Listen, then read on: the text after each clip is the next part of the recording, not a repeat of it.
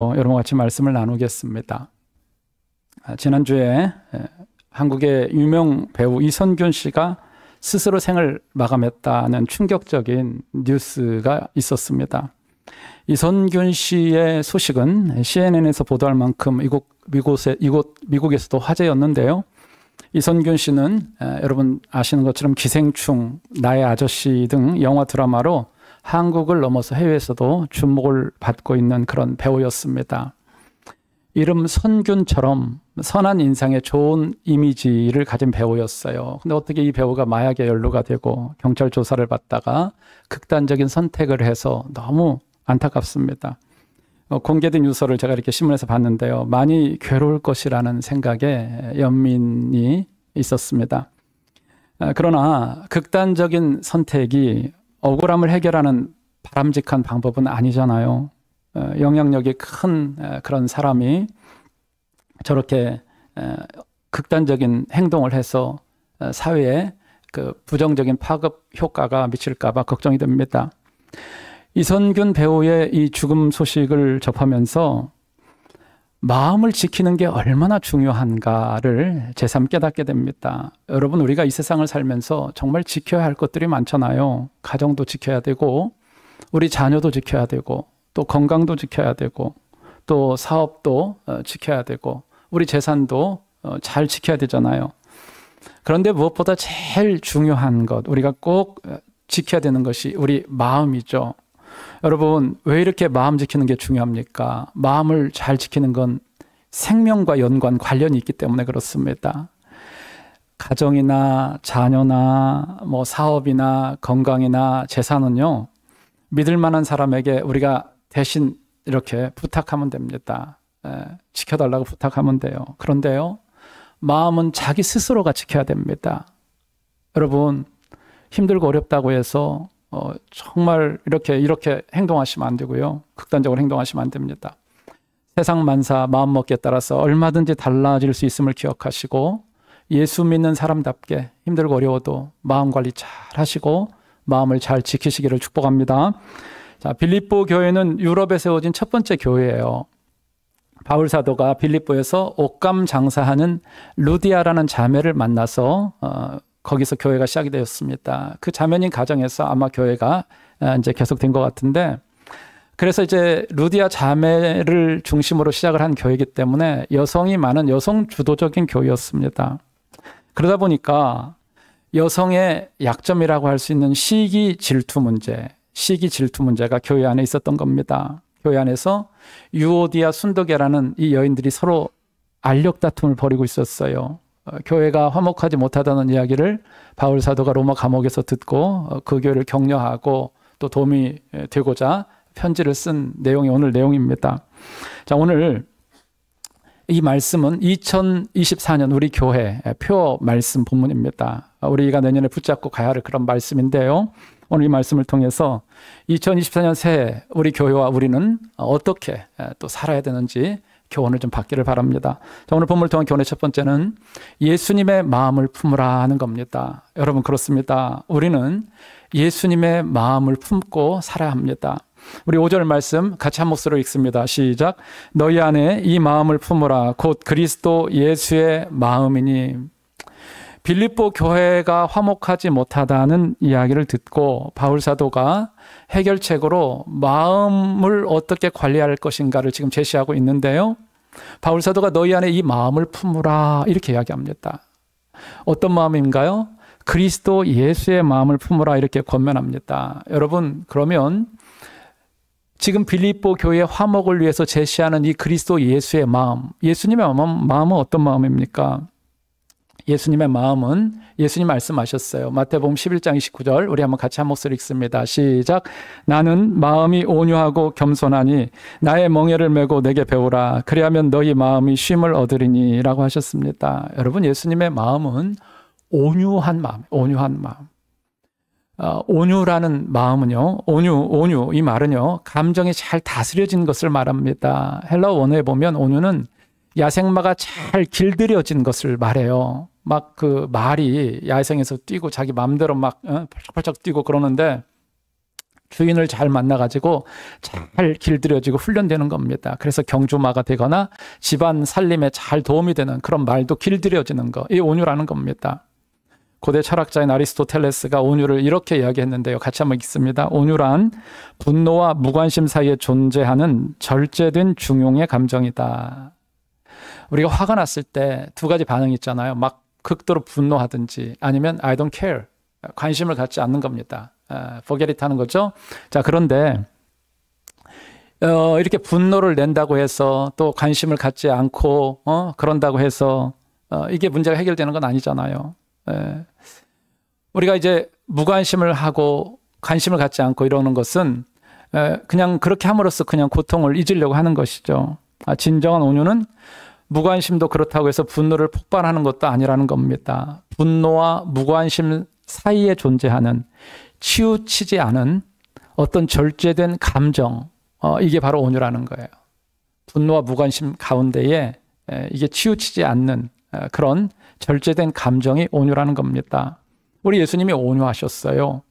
여러분, 예수님은 유약한 모습으로 십자가에 못 박히셨어요.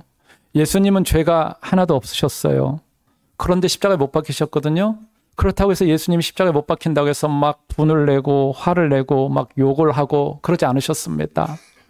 여러분, 예수님은 천사를 동원해서 충분히 그 상황을 모면하실 수 있으셨어요. 아니면 자신이 십자가에 못 다 뽑아버리고 내려와서 자신을 십자가에 못 박은 사람을 처벌하실 수 있었죠. 예수님 그렇게 하지 않으셨습니다. 예수님 욕을 받으시되 욕하지 않으셨어요. 고난을 받으시되 너희들 내가 나중에 부활하고 나서 한번 두고 보자 협박하지 않으셨습니다. 공의로 심판하시는 하나님께 이 모든 것을 다 맡기셨어요. 여러분, 예수님은 힘을 쓰실 수 있음에도 불구하고 힘을 쓰지 않으셨습니다. 예수님은 극도로 온유하게 십자가를 지셨어요. 자, 온유는 약한 사람들이 살아가는 그런 방식이 아닙니다. 온유는 무능한 사람의 자기 표현이 아닙니다. 온유는 힘이 강한 사람이 힘과 능력을 절제하는 것, 이게 온유입니다. 자, 우리 모두가 예수님을 본받아서 새해에는 온유하게 살기를 주님의 이름으로 축복합니다. 힘이 있어요. 힘을 쓸 수 있음에도 불구하고 그것을 잘 참고 절제함으로 공동체의 화평과 화목을 이루는데 힘을 쓰고 애를 쓰는 정말 예수님 닮은 우리 모두가 되기를 주님의 이름으로 축복합니다. 자, 예수님은 또 온유하실 뿐 아니라 겸손하셨어요. 자, 겸손, humility. 이게 낮은 것을 뜻하는 그런 단어인데 어디에서 왔냐면 라틴어 humus라는 말에서 이 humility가 왔는데요. 이 땅이라는 단어에서 유래했습니다. 우리 인간이 먼지라는 겁니다. 훅 불면 날아가는 티끌과 같은 존재가 우리들이라는 거예요. 사실 우리가 하나님의 은혜로 구원받았다는 것을 생각하면 하나님 앞에서 사람 앞에서 교만할 수 없죠. 여러분, 오늘 본문을 한번 보실까요? 예수님이 어떻게 겸손하셨나요? 우리 한번 같이 6절부터 크게 읽습니다. 그는 근본 하나님의 본체시나 하나님과 동등됨을 취할 것으로 여기지 아니하시고 오히려 자기를 비워 종의 형체를 가지사 사람들과 같이 되셨고 사람의 모양으로 나타나사 자기를 낮추시고 죽기까지 복종하셨으니 곧 십자가에 죽으심이라. 6절에 보니까 예수님은 근본 하나님의 본체시다 이렇게 말씀합니다. 여러분, 우리는요 누구 만나면 본관이 어디예요?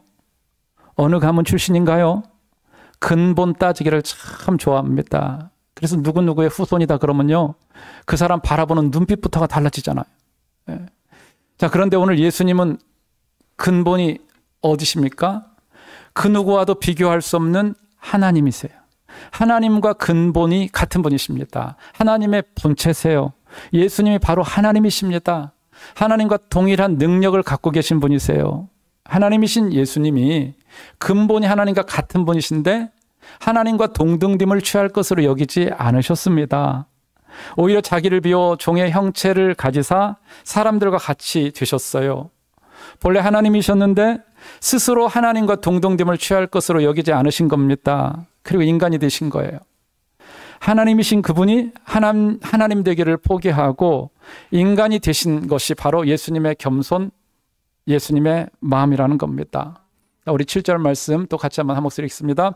오히려 자기를 비워 종의 형체를 가지사 사람들과 같이 되셨고, 여기서 주목할 단어는 비웠다는 겁니다.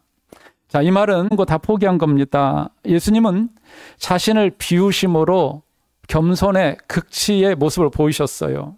자, 영어 성경에 보니까 but made himself nothing 이렇게 되어 있습니다.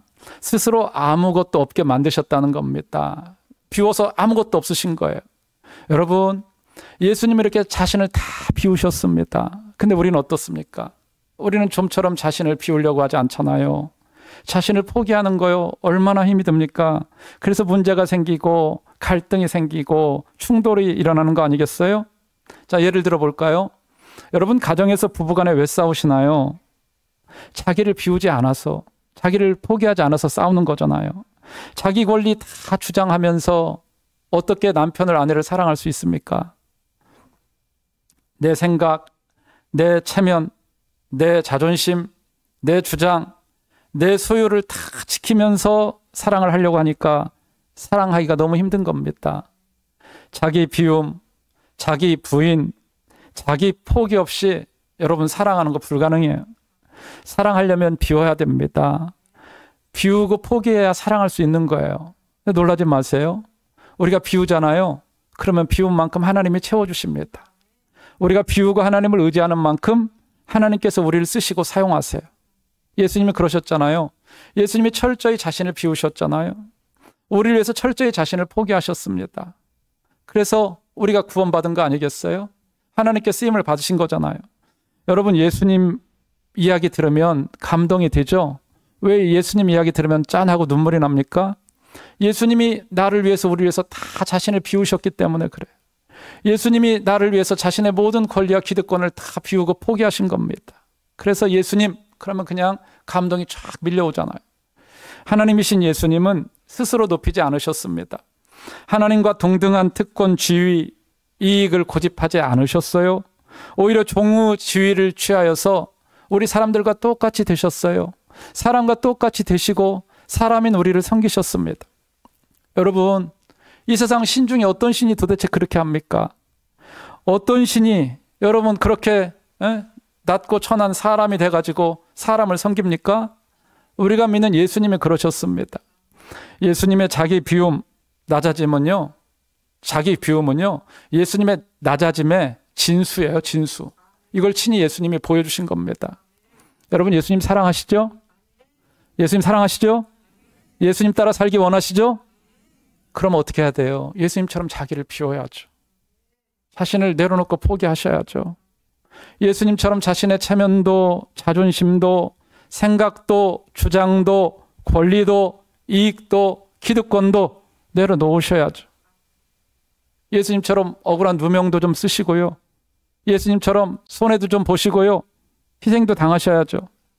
그렇지 않고 어떻게 예수님의 마음을 소유했다고 우리가 말할 수 있습니까? 여러분, 자신을 비우지 않고 자신을 희생하지 않으면 예수님의 마음을 소유한 제자로 살 수 없어요. 우리 모두가 예수님처럼 자신을 비우고 그리고 예수님의 마음을 갖고 예수님 따라가기를 축복합니다. 자, 8절 말씀 또 같이 볼까요? 사람의 모양으로 나타나사 자기를 낮추시고 죽기까지 복종하셨으니 곧 십자가에 죽으심이라. 예수님이 자기를 낮추셨어요. 여러분, 예수님은 가장 낮은 자로 이 땅에 오셨어요. 예수님이 사람으로 오신 것 그 자체가 엄청 낮추신 겁니다. 어떻게 이걸 설명할 수 있을까요? 여러분, 제가요, 인간이 사람이잖아요. 근데 이게 밑에 보니까 개미가 기어가는 겁니다. 근데 그 옆에 그냥 물이 쫙 이렇게 흘러가는 거예요. 그냥 놔두면 개미들이 다 죽을 것 같아. 그 제 개미를 살려야 되겠는데 불쌍한 마음이 들어서 모두 이게 커뮤니케이션이 안 되니까 제가 개미가 돼가지고 그들 가운데 사는 거예요. 이거라고 이렇게 비유를 할 수 있을까요? 예수님이 사람이 되신 게 마치 그런 것 같다는 겁니다. 가장 낮은 자로 오셨어요. 가장 낮은 자로 사셨어요. 예수님은 부유한 자가 아니라 가난한 자로 일생을 사셨습니다. 예수님의 친구들은요, 세상에서 손가락질 당하는 사람이었어요. 세리들, 창녀들, 죄인들이었습니다. 예수님의 제자들은요, 율법학자나 정치인이 아니었습니다. 가장 밑바닥 직업군이었어요. 어부들이었습니다. 예수님은 돌아가실 때도 양옆에 누가 있었나요? 강도들이 있었어요. 예수님은 이렇게 낮아지셨는데 우리는 낮아지는 것을 죽기까지 싫어합니다. 여러분, 예수님의 낮아짐의 극치는요, 오늘 여기 말씀처럼 죽기까지 복종하시는 거예요. 죽기까지 복종하는 거예요. 여러분 잊지 마세요. 예수님과 달리 우리는 기회만 있으면 높아지려고 하잖아요. 예수님은 낮아지시고 가장 낮아지셨는데 우리는 기회만 있으면 막 높아지려고 하잖아요. 여러분, 예수님이 이 땅을 사는 동안 높이 오르신 것은요, 기도하러 산에 오르신 그때뿐이었어요. 예수님이 이 땅을 사는 동안 높아지신 것은 우리 위해서 십자가에 매달리시려고 십자가에 높이 매달려서 못 박히신 거였어요. 예수님은 세상의 원리와 정반대로 낮아지심으로 높아지신 분입니다. 여러분, 우리가 예수님 덕분에 우리는 하나님 나라의 가문에 속한 사람들입니다. 그런데 우리가 잠시 사는 이 땅에서 조금 낮아졌다고 해서 그것 때문에 힘들어하고 그것 때문에 투덜거리고 그래서 되겠습니까? 현대 선교의 아버지라 불리는 윌리엄 캐리 선교사님, 여러분 잘 아실 겁니다. 그분의 좌우명이 이겁니다. 하나님으로부터 위대한 일을 기대하라. 하나님을 위해 위대한 일을 시도하라. Expect great things from God. Attempt great things for God. 하나님으로부터 위대한 일을 기대하라. 하나님을 위해 위대한 일을 시도하라. 이 좌우명을 갖고 산 겁니다. 영국 분인데요, 넉넉하지 못한 가정에서 태어나서 초등학교 학력이 전부였어요. 그런데 독학으로 동서양 언어를 다 스스로 공부해가지고 중국어, 미얀마어, 말레이어 등 44개 언어를 하게 되고 44개 언어로 성경을 번역을 했습니다. 근데 그가 선교를 떠나기 전에 한 귀족이 찾아와가지고 아주 그냥 찬물을 쫙 끼얹는 이야기를 합니다. 윌리엄 캐리가 구두수성공인 줄 알고 그렇게 이야기하는 거예요. 아주 무례하게. 예전에 구두수성공이었다면서요? 그게 어쩌라고요? 캐리가요, 기분 나빠하지 않고 이렇게 이야기합니다. 예, 맞습니다. 번화가에 유명한 구두방이 아니에요. 빈민가의 허름한 구두방에서 일했습니다. 여러분, 예수님의 마음으로 이미 낮아진 사람은요, 어떤 말을 들어도 상처가 안 됩니다. 어떤 무례한 행동을 해도 상처 안 받아요. 오히려 높아지려는 사람이 작은 것에도 쉽게 상처를 받고 넘어지는 거예요.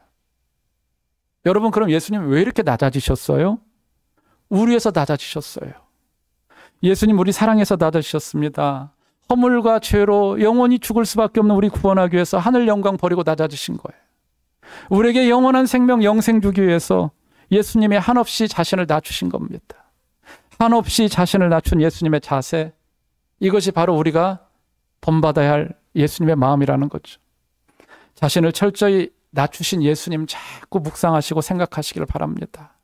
예수님 생각 안 하고 자꾸 나만 생각하니까 인생이 힘들어지는 겁니다. 예수님 당시에 세계를 주름 잡는 사람들은 로마 사람들이었어요. 근데 예수님 로마 사람으로 안 오셨잖아요. 예수님 로마의 식민 통치를 받는 나라 유대 백성으로 오셨어요. 예수님은 그 식민 통치에 압박받는 그 시절에 가난한 집 요셉의 가정에서 그래 태어나셨어요. 예수님이 태어난 장소, 지난주에도 말씀드렸어요. 짐승들이 사는 축사였어요. 축사. 동물들이 사는 곳이었습니다. 아마 축사보다 더 낮은 자리가 있었다면 아마 예수님 그곳에서 태어나셨겠죠.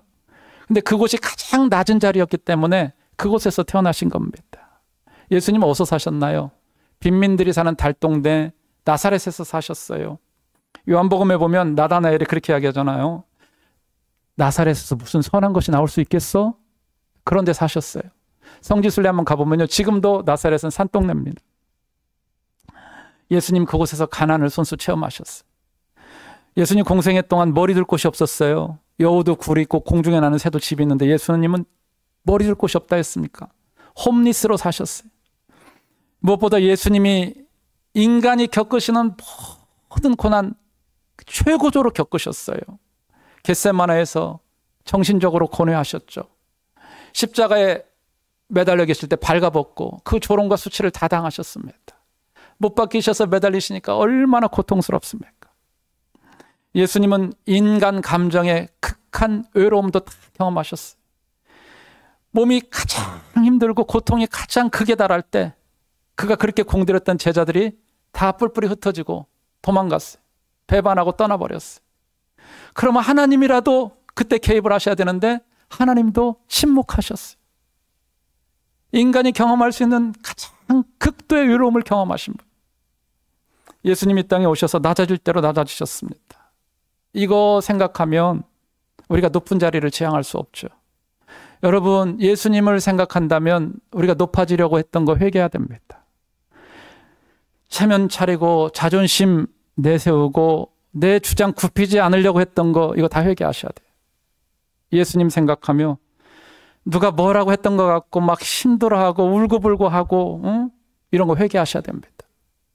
예수님을 신앙 고백하는 사람으로서 예수님 때문에 어떤 손해도 어떤 희생도 어려움도 넉넉히 감당할 수 있는 예수님의 제자들 모두가 되기를 축복합니다. 성도 여러분, 새해에는 무엇보다 예수님의 마음을 품으시기를 바랍니다. 우리가 교회에서 열심히 일하는 봉사도 중요하고 사역도 중요하지만 먼저 예수님의 마음을 가지시기를 바랍니다. 예수님의 마음이 없이 일하고 예수님의 마음 없이 사역하잖아요. 일하면 일할수록, 사역하면 사역할수록 힘들어요. 문제가 계속 생깁니다. 예수님의 마음을 갖고 일도 하고 사역도 해야 자신도 행복하고 교회도 행복한 겁니다. 언제 어디서나 예수님처럼 자신을 낮추고 사시길 바랍니다. 여러분, 하나님의 영광을 많이 담을 수 있는 비결은요, 예수님처럼 자신을 낮춤에 있어요. 물은요, 낮은 곳으로 흘러서 모이잖아요.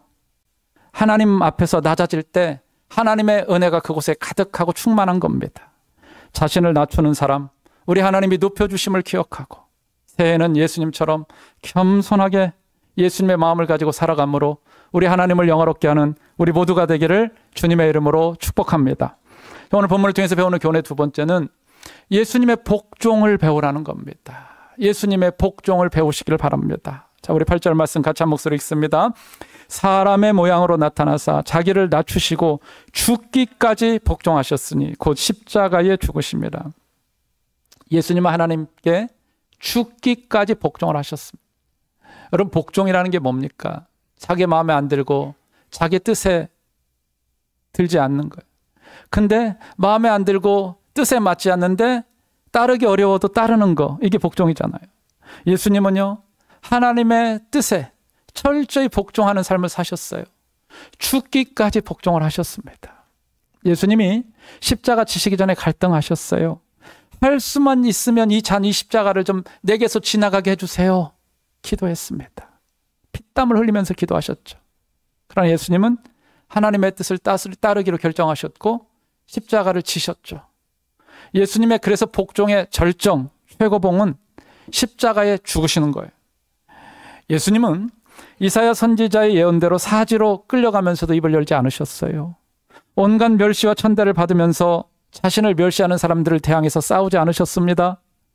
예수님은 자신의 얼굴에 침 뱉는 사람, 자신의 얼굴을 주먹으로 내치는 사람, 예수님 그들과 대항하지 않고 잠잠하셨어요. 베드로 사도가 기록했던 것처럼 예수님은 욕을 받으셨지만 대신 욕하지 않으셨습니다.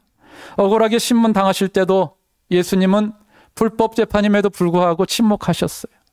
예수님은 십자가에 매달려 엄청난 고난을 당하고 죽으셨습니다. 예수님은 십자가에 매달려 있을 때 12영 되는 천사들을 보내서 자신을 십자가에 못 박는 이 악한 사람들을 다 일거에 싹쓸이 할 수 있었습니다. 제거할 수 있었는데 그렇게 하지 않았죠. 하나님의 거룩하신 뜻에 온전히 복종하셨어요. 여러분, 십자가가 뭡니까? 십자가는 고통과 수치의 상징이잖아요. 이 십자가는 일반인에게 주어지는 형벌이 아닙니다. 노예나 흉악한 범죄자들에게만 주어지는 형벌이었어요. 로마 사람들은 절대 자기 시민들을 십자가에 못 박지 않았습니다. 그런데 하나님이신 예수님이 십자가에 매달려 죽음을 당하신 거예요. 왜 예수님이 십자가에 매달려서 그 처참한 고난을 당하며 죽으셨습니까? 나 때문에, 우리 때문에, 우리를 구원하기 위해서 예수님이 그렇게 죽으신 거예요. 우리를 구원하기 위해서 예수님이 가장 수치스러운 자리, 십자가의 죽음의 자리까지 예수님이 내려오신 거죠. 예수님은 우리를 구원하기 위해서 하나님의 그 뜻을 다 이루셨어요. 죽기까지 복종하신 겁니다. 자, 예수님의 마음을 본받는다는 것, 뭘 의미할까요? 예수님처럼 우리 자신을 십자가에 못 박는 겁니다. 여러분, 십자가 앞에 나아가서 십자가 예수님과 함께 우리 자신을 못 박는 거예요. 이게 예수님의 마음을 본받는다는 거예요. 우리는요, 그런데 그러려고 하지 않아요.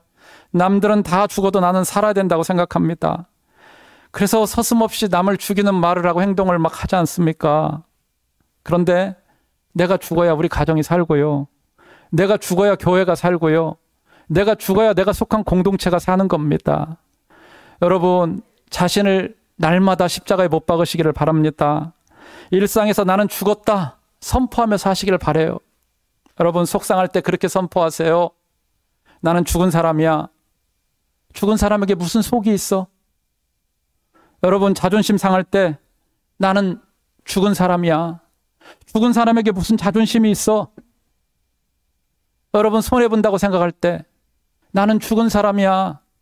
죽은 사람이 무슨 이해타산을 따져? 선포하시. 여러분, 놀랍게도 우리가 죽으면 우리 주변이 살아납니다.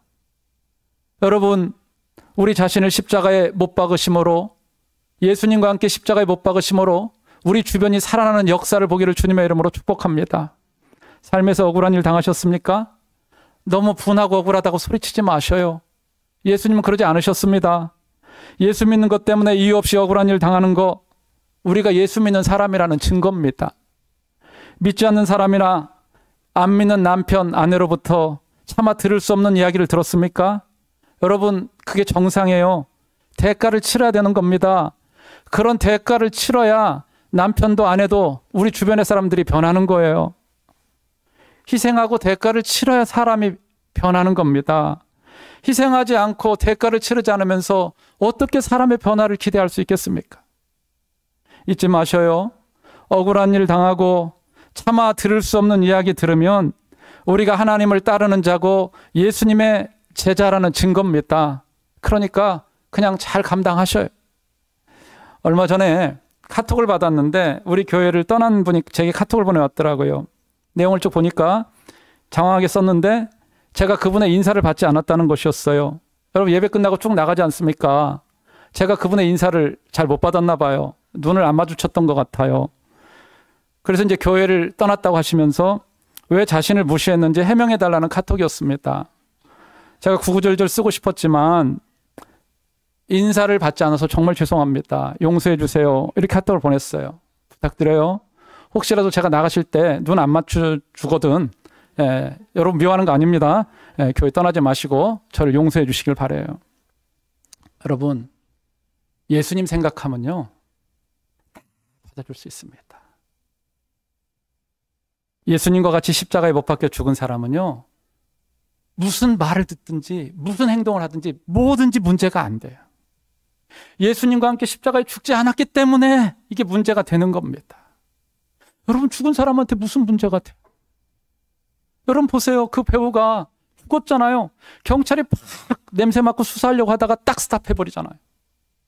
죽음은 그냥 자유로운 거예요. 죽음은 건드려도요 반응 없어요. 죽음은 다 면제되는 겁니다. 예수님과 함께 우리가 죽었다며요. 우리 말로 이야기하잖아요. 내가 그리스도와 함께 십자가에 못 박혀 죽었다. 그럼 그렇게 살아야죠. 그래야 내가 완전히 죽어야, 죽은 사람처럼 진짜 그렇게 살아야 우리 주변이 살아나는 겁니다. 그래서 그 결과로 하나님이 영광을 받으시는 거예요. 자, 우리 9절부터 또 봅니다. 같이 한번 읽습니다. 이러므로 하나님이 그를 지극히 높여 모든 이름 위에 뛰어난 이름을 주사 하늘에 있는 자들과 땅에 있는 자들과 땅 아래에 있는 자들로 모든 무릎을 예수의 이름에 꿇게 하시고 모든 입으로 예수 그리스도를 주라 하시나요 하나님 아버지께 영광을 돌리게 하셨느니라. 예수님이 자신의 권리와 기득권, 소유를 다 포기하셨습니다. 다 비우셨어요. 아주 바닥까지 내려오셨어요. 낮추셨습니다. 그리고 죽기까지 복종하셨습니다. 그래서 하나님이 예수님에게 엄청난 복과 은혜를 주신 겁니다. 어떤 복을 주셨나요? 9절에 보니까 하나님이 예수님을 지극히 높이셨어요. 여러분, 사람을 지극히 높이고 지극히 낮추는 거 누구 손에 달려 있어요? 하나님의 손에 달려 있어요. 우리가 높아지려고 해서 높아지는 거 아니에요. 낮아지려고 해서 낮아지는 게 아닙니다. 하나님이 그를 높이겠다, 지극히 높이겠다, 그러면 지극히 높아지는 거고요. 하나님이 그냥 지극히 바닥으로 떨어뜨리겠다면 떨어지는 겁니다. 하나님께 다 달려 있는 거예요. 하나님은 예수님의 이름을요, 모든 이름 위에 뛰어나게 하셨어요. 이 세상에 엄청나게 많은 이름이 있지 않습니까? 그 이름 중에 가장 뛰어나게 하셨어요. 왜? 예수님이 철저히 자신을 낮추고 비우고 죽기까지 복종해서 이렇게 모든 이름에 뛰어난 이름을 얻으신 겁니다. 자, 하나님은 예수님의 이름 앞에 모든 무릎이 다 꿇게 하셨어요. 하늘에 있는 자들, 땅에 있는 자들, 땅 아래 죽어서 사라진 자들, 모든 무릎을 다 예수님의 이름에 꿇게 하신 거예요. 예수님을 절하고 경배하게 한 겁니다.